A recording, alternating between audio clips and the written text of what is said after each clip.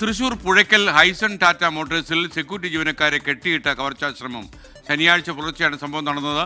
പണവും വില കൂടിയ സാധനങ്ങളും നഷ്ടമായിട്ടില്ല. സൂരജ് സജി തൃശൂരിൽ നിന്നും ടെലിഫോണിൽ ചേരുന്നു. പറയൂ സൂരജ്.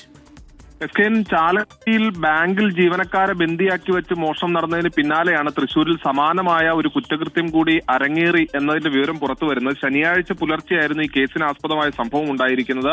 ഈ തൃശൂരിലെ സെക്യൂരിറ്റി ജീവനക്കാരെ കെട്ടിയിട്ട ശേഷം ഈ പുഴക്കലിൽ പ്രവർത്തിക്കുന്ന ഹൈസൺ ടാറ്റ മോട്ടോഴ്സിലാണ് ഈ മോഷണ ശ്രമം ഉണ്ടായത്. ഈ 4 പേരടങ്ങുന്ന സംഘമാണ് ഈ കവർച്ചയ്ക്ക് എത്തിയിരിക്കുന്നത് എന്നുള്ളതാണ് ഈ സെക്യൂരിറ്റി ജീവനക്കാർ നൽകിയിരിക്കുന്ന മൊഴി. ഇവിടെ 2 സെക്യൂരിറ്റി ജീവനക്കാരായിരുന്നു ഉണ്ടായിരുന്നത്. ഇവരെ കെട്ടിയിട്ട ശേഷം വായിൽ തുണി തിരികി മർദ്ദിക്കുകയും അതിനുശേഷം ഈ കവർച്ചാശ്രമം നടത്തുകയുമായിരുന്നു. ഈ ഷോറൂമിന്റെ ഡോർ അടക്കം തകർത്തു. എന്നാൽ പണവും വില കൂടിയ സാധനങ്ങളും ഒന്നും തന്നെ ഇവിടെ ഉണ്ടായിരുന്നില്ല. അതുകൊണ്ട് തന്നെ ഇവർക്ക് ഇവിടെ നിന്ന് കാര്യമായ രീതിയിൽ കവർച്ച നടത്താൻ സാധിച്ചിരുന്നില്ല എന്നുള്ളതാണ് ഇപ്പോൾ ലഭിക്കുന്ന വിവരം. പണമുള്ള സ്ഥലം, അതായത് ഇവർ കയറിയ സ്ഥലത്ത് പണം ഉണ്ടായിരുന്നില്ല. അതുകൊണ്ട് മാത്രമാണ് ഇവരുടെ മോഷണ ശ്രമം പരാജയപ്പെട്ടത്. കൂടുതൽ ആളുകൾ ഓടിക്കൂടാനുള്ള സാഹചര്യം എല്ലാം മുൻനിർത്തി പിന്നീട് ഇവിടെ നിന്ന് ഈ സംഘം കടന്നു കളഞ്ഞു എന്നുള്ളതാണ് പോലീസ് തന്നെ വ്യക്തമാക്കിയിരിക്കുന്നത്.